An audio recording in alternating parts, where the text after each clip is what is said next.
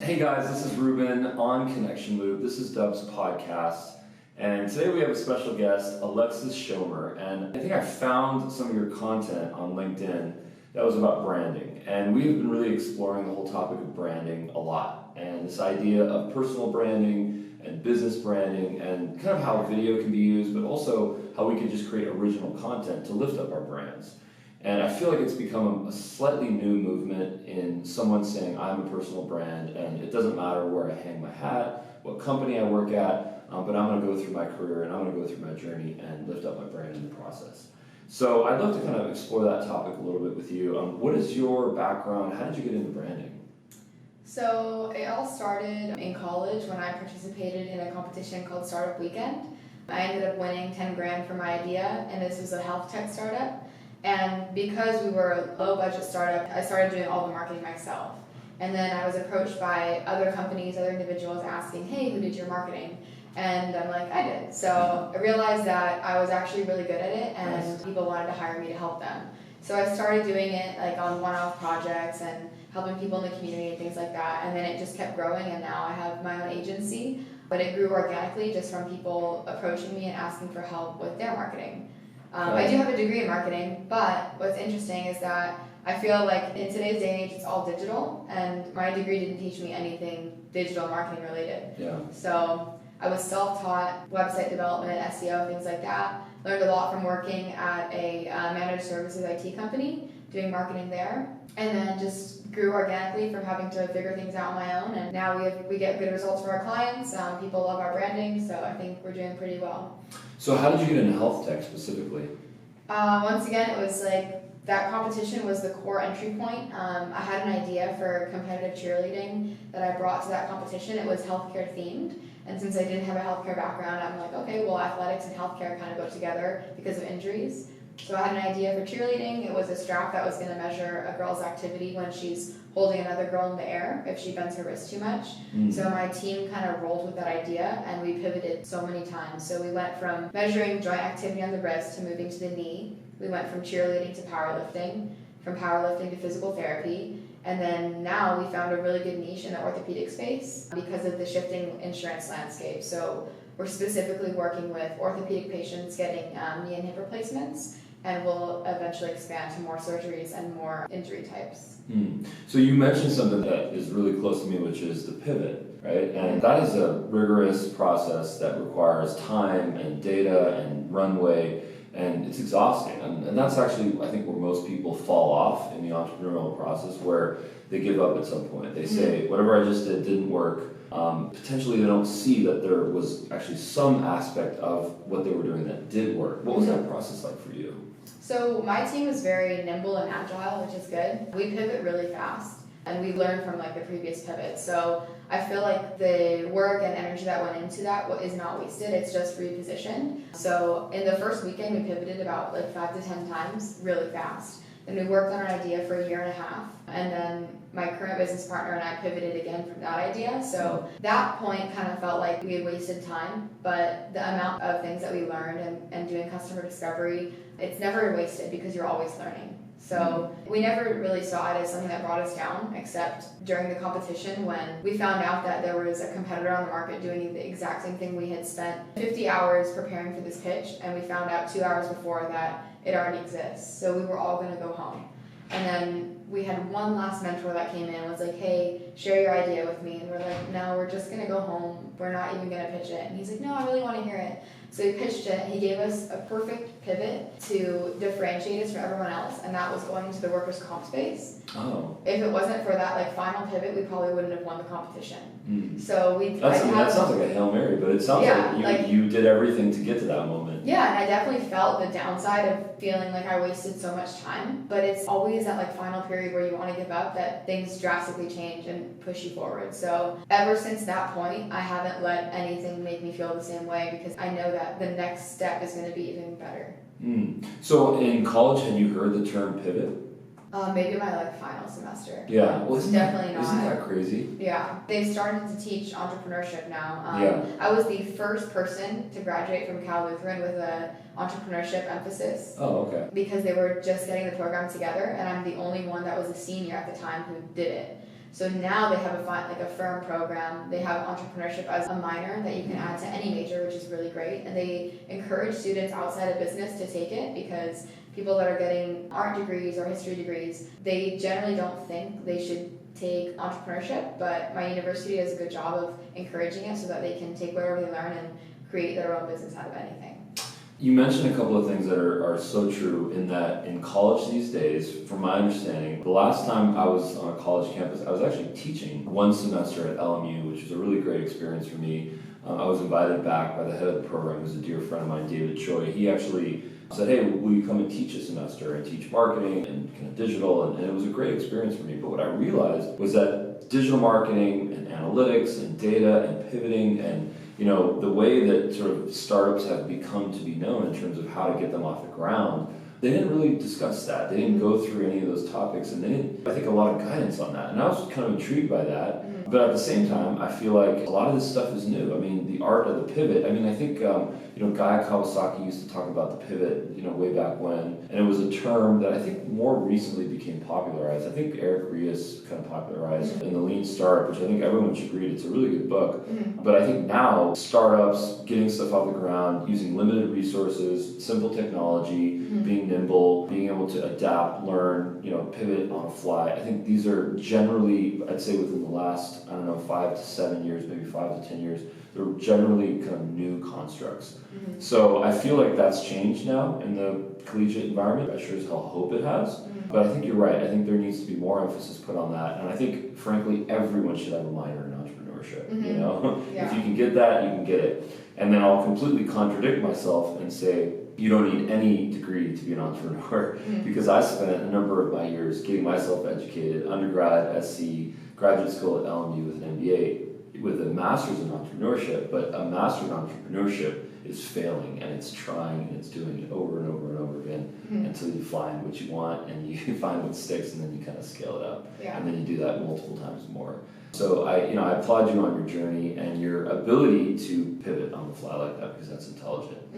Have you sort of read anything or have you, in terms of getting a tech startup off the ground, what was your backstory on that? How did you learn how to do that? I took entrepreneurship my last year at CalU, which actually did help me change my mindset. And I agree that I think everyone should take that class to learn how to think like an entrepreneur. And what really shifted it for me was thinking about problems as opportunities instead of just as problems. So my teacher gave a 3-step challenge. It took like a few weeks to solve. Step 1 was to write down all the problems that you face, from things that annoy you to things that you find troubling. For example, I wrote down parking in LA. Sometimes you can't dissect the meter. The parking signs. I wrote down another problem I had was sometimes when I go out and I don't want to carry a purse, I don't really have a place to put my phone and my wallet and everything. So I just started writing down these problems, and then she said, okay, step 2, think of solutions. Nice. And that was the shifting moment in my brain because I always used to think like a business owner, like how to run things, grow a business, but I never thought like an entrepreneur in terms of the innovation and the creativity. So that class really did shift my mindset. And it was just that one class. And now I consider myself like a serial entrepreneur because I've done the startup that I created in college, which I exited, and now I'm on my second startup with my current co-founder. Nice. So speaking of which, so you are now the co-founder of a branding agency in addition to a health tech startup. Yeah, and so we're both together on both. That's exciting. That's very cool. See, I think that's genius. I think that's really intelligent because there's this fundamental problem that I think that people have, which is that it's a classic chicken and the egg problem where I want to do a startup. It's going to take money for me to get that off the ground. How am I going to make money to be able to do that? I need to go to investors. Investors say, well, you don't have a product, you don't have traction, you don't have X, Y, and Z. Why would I put my money? Well, no, but we need your money in order to go and build the tech. And all of a sudden, it's like this loop. This is a very solvable problem. It's called revenue, and it's called sales, and it's called taking what you have and what you know and selling it from day one. And I didn't know that. It took me a long time to figure that one out because I was stuck in this loop for a number of years with various startups, and it was challenging because you're never quite ahead of the curve. You're always trying to catch up. And when you get into a situation where you need money, and you can't operate your business because you don't have that gasoline in your tank, you suffer and you can't be creative, you can't be innovative, you can't make good decisions. But if you live in a life of abundance and you live in a life of, well, my money problems are solved, I'm fed. You know, I've got a little bit of runway and I can sort of have this parallel track where I have a services-based business like this, and then I have my riskier, more kind of product-focused business here, parallel track, and then you figure out which one sticks, and guess what? Your chances of success are actually 2x because you've got two situations going. What has that process been like for you? So I've definitely felt the chicken or the egg problem for the last 3 years. And like you said, the art of like being a skilled entrepreneur involves being resourceful and making your money work for you. And I think that my co-founder and I have done a great job doing that. We've operated on $10,000 for a year, like over a year and a half. So we've really spread our money thin in a good way. And now we're about to have a product that we can onboard people and start driving sales. So in the beginning, we were like, okay, we need money to do this. And then we just thought of ways to do things more resourcefully. And I actually just wrote a book about this. It came out September 10th. It's a collaborative book, and my chapter is called It's Never Too Early to Start Your Business, Hacks for Studentpreneurs. So that's what set us ahead when we were in college, is using all of the student-only resources available, such as free printing, free consulting from your teachers who are experts in their field, things like that, for competitions where students can make non-dilutive funding from winning. So we did a lot of those things when we were younger in college and stuff, and that helped us have funding that we got without giving away equity.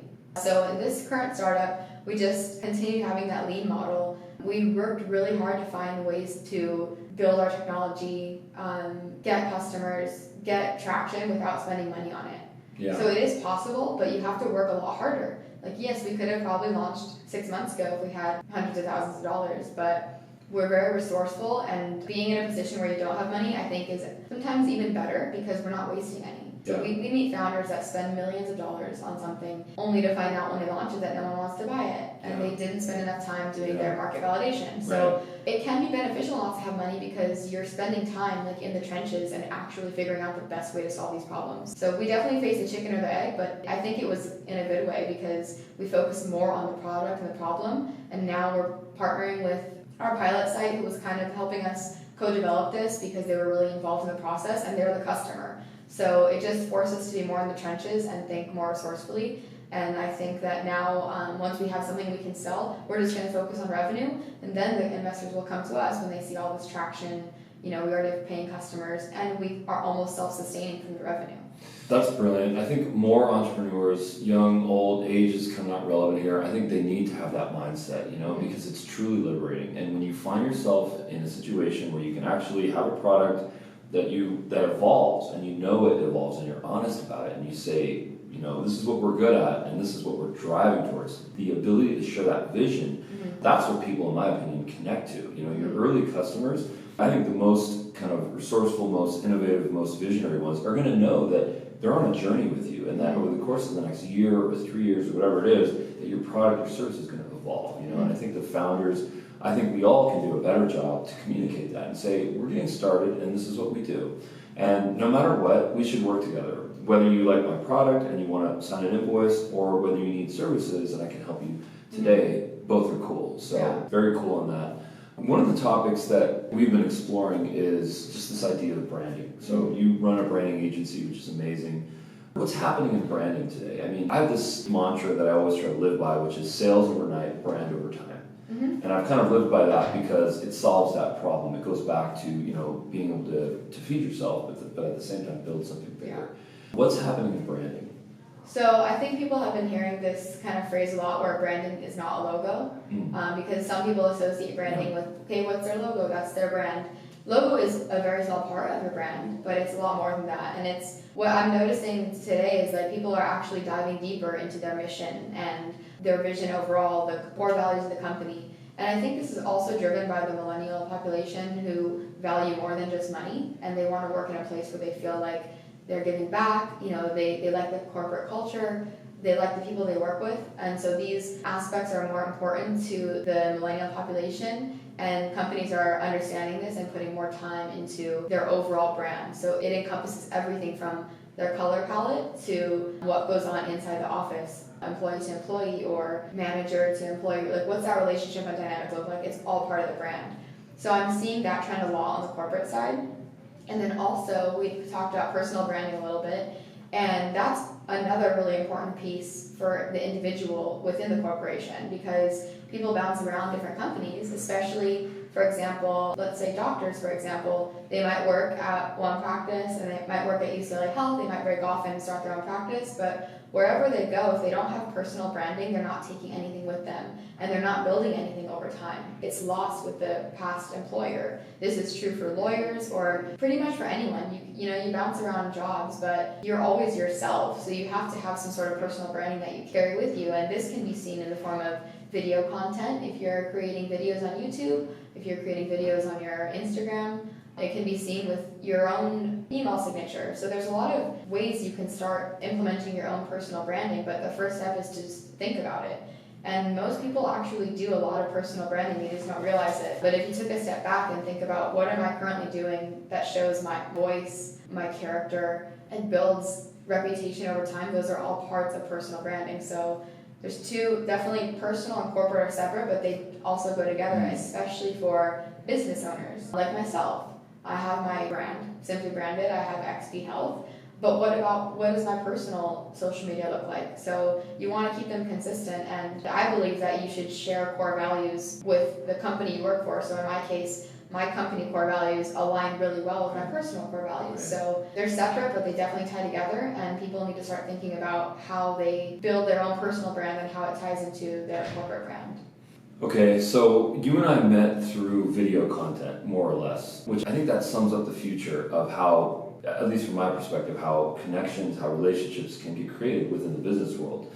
Because when you watch a video, it's like seeing a person in real life, right? So you had a chance, I think I sent you a link of something that I had recorded, and then you had a chance to kind of check that out, maybe click on a couple of links and kind of understand what my vibe, what my personal brand was. So I'd love to get your expertise on things that I can do to evolve my brand. Now I know that I gave you the wrong address for our meeting, so maybe that's so I think one of the first things I have to do is put the right addresses and calendar invites.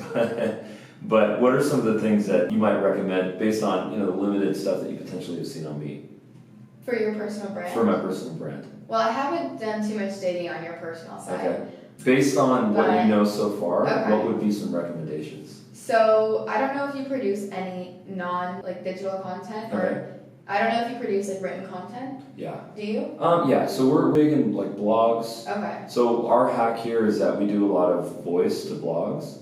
So in a car or just using my phone, I'll just record something and then I use a service called Rev to transcribe it, and then a writer will actually produce it. So we do that. We could do more though. Yeah, I was gonna say do the opposite. A lot of people blog, but they don't produce any audio or video content. Yeah. So the way that you do it makes it easier because you just say what you're thinking and then they can create a blog out of it. But I recommend people doing the opposite. If they write a lot of blogs, create some other content around that. And something that is important to do is to repurpose content, because if you're already done the audio, you've already done the blog, you might as well make an infographic out of it, a social media post, and then reshare it on your personal LinkedIn. So that's kind of a strategy that we have, where you repurpose content so that you can have 5 pieces of content out of really just one message or one point you're trying to make or something you're trying to share. So that's an easy way to get quadruple your content or repurpose what you already created. And then the one thing I noticed was the scheduling. So just having all the information. People like more information than less. Yeah. So if you have an event, I try to have as much information as I can, like agenda, meeting time, parking, in the event information section. So, but that's kind of not really a branding thing. That's just a logistics thing, I guess. Nice. I do want to check out your stuff though and give you a better answer to that question. Well, that'll be the next one that we do. The next podcast it'll be like personal branding session for Ruben. Exactly. Yeah, I'm gonna exploit that and get a session out of you and get some of your expertise. That's cool. So there's a topic that I also wanted to bring up, which is you've written a book, or at least you contributed to a book. You're running 2 companies. You also have time for volunteering. What are you doing to volunteer?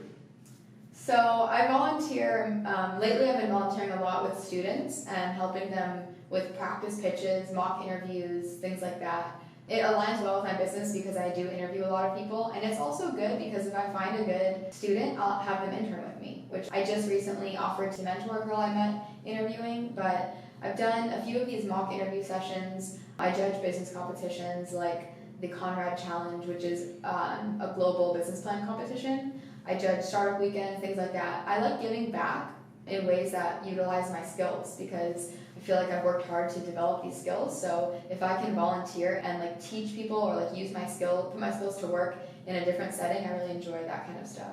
I'm also shopping around for a board seat, so I've been volunteering with a few organizations in the area, mainly women-focused organizations, either mentoring girls or Girls in Tech is another one I'm working with to volunteer and then potentially get a board seat on. So I like volunteering in areas that revolve around marketing, business, mentorship, entrepreneurship, innovation, things like that. I think one of the great things about putting yourself out there and giving back to the community is that you're also networking. So there's like this altruistic component, but there's also this, it's not an intentional narcissistic thing, but it's a residual benefit, you know? When you put yourself out there, you get your brand out there, you help people, there's networking, and you know, being involved in nonprofits it's an important thing. Sometimes it takes time, sometimes you know, entrepreneurs might struggle with the speed at which they move because they're in a different realm, and you know, there's definite money issues and mindsets which are slightly different from the more corporate space. But I think that's a really, really important way to give back and a really important way to kind of project you and your career. A question that I have for you is that, so at what point did you sort of decide that you wanted to be a leader, an entrepreneur, a business owner, a risk taker? I mean, I don't know how old you are, but I mean, I'm sure a lot of your counterparts, they're not in that mindset whatsoever. Maybe they have a job, maybe they're looking, maybe they're traveling, maybe they're vlogging, I don't know. Is that within your genetics? Do you come from an entrepreneurial background? Where does your ambition come from? So I've always had kind of that ambitious personality, and you asked also about leadership, so they kind of went hand in hand for me. Through school, through high school, I was like captain of my cheerleading squad, I was on senior leadership council, so I always had that personality, and I wanted to be a business owner, but I didn't know what. And winning that competition senior year really was kind of like my life-changing moment because I realized that now is the perfect time. The younger you are, like, it's never too early to pursue your business. So I actually gave up my plans after graduation. I was going to be part of AmeriCorps and volunteer and go to Hawaii or some state and give back that way. And I was actually like accepted and in the final stages, and I turned it all away to start my business. So I've definitely taken the non-traditional route. Looking at my friends and colleagues, you know, they got jobs and they still tell me to this day, like, just go get a corporate job, you'll make a lot of money.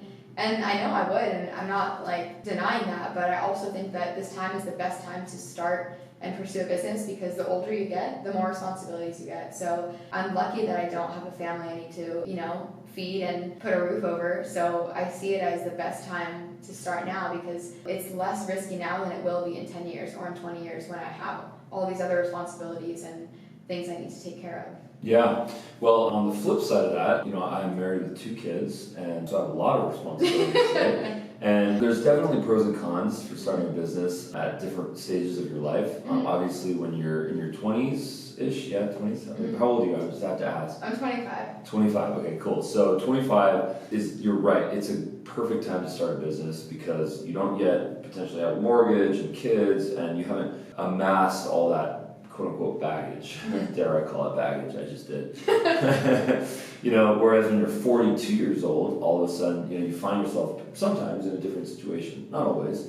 But here's what I know. What I know is that, yes, when you're young, you have a lot less of it, but you potentially have less experience. Yeah. You know, and you haven't necessarily gone through some things, right. And you can't like pull from those experiences. So, you know, yes, you're more nimble with less responsibilities, but you're also kind of learning in the process. Yeah, sure. And we all are learning because everything is changing so fast. But then, you know, when you're a little bit more mature, 30s, 40s, 50s or more, some great entrepreneurs got started when they were in their 50s. I mean, Ray Kroc is a good story. There's a number of other ones. But I think in that situation, you can pull from a larger network potentially, you know, access to capital, you know, access to a zeitgeist, information, things that you know, maybe some gray hair. So, you know, I say it's good on both sides. Yeah. I just think if you want to do it, do it. Like, there's no excuse, there's no reason why you shouldn't do it. You can always find a way if you make that choice. I just think that, your model of having, parallel tracks, I think is the wisest one.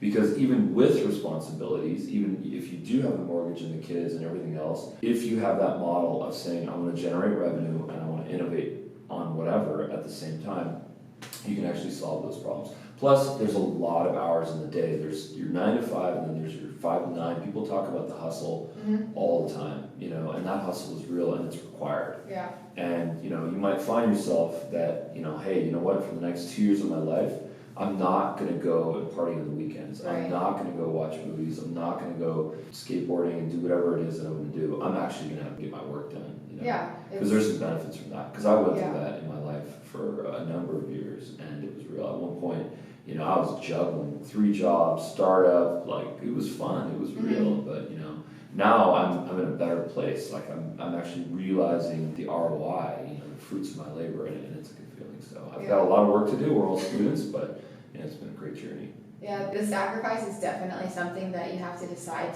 to give, because like you said, if you're working a 9 to 5 and you want to start something, you have to do it on your lunch breaks, an hour before work, and in your nights and weekends and stuff. And I did that too at one point. I was working and trying to do my startup and realized that I had to just commit fully if we were going to start raising money and things like that, because investors want to see that you're committed. But then, how do you make money on the side? So luckily my co-founder and I have a really good relationship where we can balance each other out, and I can generate some revenue with our marketing agency, and it just puts food on the table for us. But you have to sacrifice a lot of things. We both don't spend a lot of money on the weekends right now compared to all of our friends who go out, go to fun restaurants and all that stuff, because we are putting our money towards our business. And like you said, I definitely agree with you on the benefits of starting later with more experience, probably more money in the bank, a bigger network. And I've thought to myself many times, I wish I just worked in this industry for 5 years and then I would have a lot more knowledge.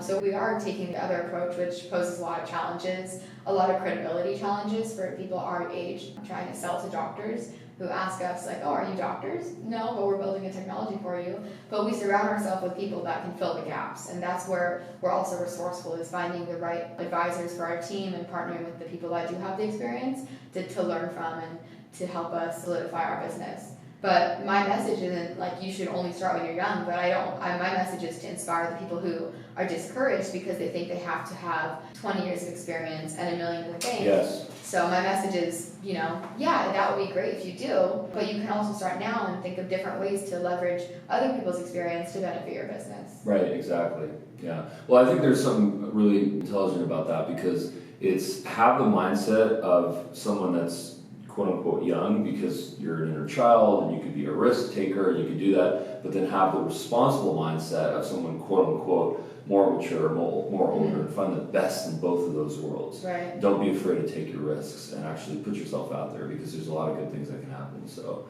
another really, I think, important things on being efficient and being productive is there's a lot of things that you can do in your in-between moments. We take a lot of time to do the things that we want to do. I mean, in a 9-hour workday, if you really focus on the things that you need to do, you can actually cut that number in half. Whether it's the light conversations at the water cooler or the transportational reality sometimes, if you kind of mitigate all those things, you can actually experience hyper efficiency. And I've done that before. And one of my life hacks on that is to have a to-do list that's big, that's medium, and that's small, and then I put a timer on every single one. And if I give myself 3 hours, it's going to take me 3 hours. If I give myself 30 minutes, it's going to take me 30 minutes, And actually the quality is not that much different. So having that, tomato timer, which I think is more on a 25-minute basis, but having that timer, it kind of activates a survival instinct, I think, within us, which I think really helps us. Yeah, I actually have the same philosophy, and I use a system called ClickUp, which is a project management tool. My co-founder and I, we at least once a month will go through and we put all of our to-dos in there. We can rank them by priority, so we have urgent, normal, low. We do a time estimate, and then we have the time tracker. It's a free tool. That's incredible. So we put everything in there. It's always ranked by due date and urgency, so that the most important tasks are on top. But if I actually had a timer that went off, that would be a little different, because you can have the timer on the screen, but who cares if you go over time? It's not ringing. So maybe that would create even more. That's cool. Right? That's like gamifying productivity. See, that's a startup idea right there. Productivity should be gamified because there's no one that I'm more competitive against than myself. Yeah. So if I say that it's going to take me 2 hours to do it, and then I click, the timer, and I start my thing, and I'm like, oh, I better get less than 2 hours. Yeah, and then being rewarded for your efficiency. Yeah, and maybe like trees get planted in the Amazon or something. Yeah. That's pretty cool. Nice. So you're a certified scuba diver? I am. Nice. Yeah. PADI or? Yeah. Nice. I got that when I was studying abroad in Australia. That's the place to do it. Yeah, it was fun. I haven't been diving recently just because it's been... because you're running 2 businesses and you're a hustle, yeah. So, but I would love to explore more places. Yeah. I think it's really calming underwater and quiet, which was like something that I took by surprise because I wasn't expecting it to be so relaxing and quiet underwater. So good. You're a diver as well. So good. I'm just getting the chills thinking about this because I miss it. I'm a scuba diver, but it's been a lot of years. So I went through the PADI certification process, and I was really passionate about diving.